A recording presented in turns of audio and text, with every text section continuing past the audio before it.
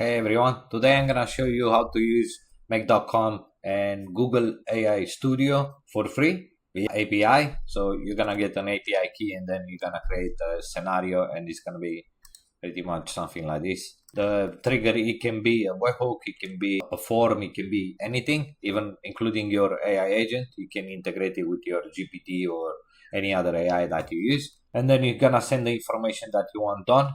So for this example, I created like a book writer or a long form articles. So basically you fill up the information or send the information that you want. We pass it to the AI. We create a completion. We use the thinking model. Let's use the other fast model. They are for free. The experimental models, they are free. So I encourage everyone to try it while still for free because it's a great option to use it for yourself. It's not production ready. Let's run it and see what we get.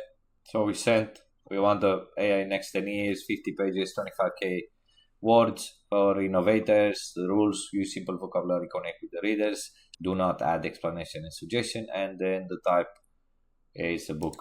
So basically we want the book, and then it's gonna create the book for us. Maybe we say no explanation. It don't listen to me. That's why it's experimental.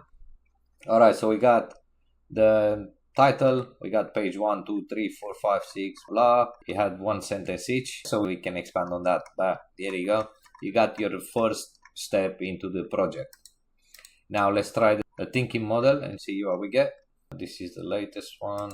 It's good to experiment and try different models and see the output, and then you can iterate on it. So from this scenario, you can convert whatever output it is. You can convert it to a PDF or a document, and then you can share it with your friends or with your customers. It takes a bit of time. Better be good, Google. No, we almost got the timeout.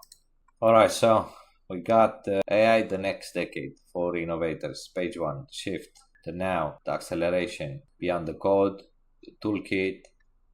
I'm gonna share this one with you. I'm gonna attach it to the post, and I'll let you decide if it's good or bad.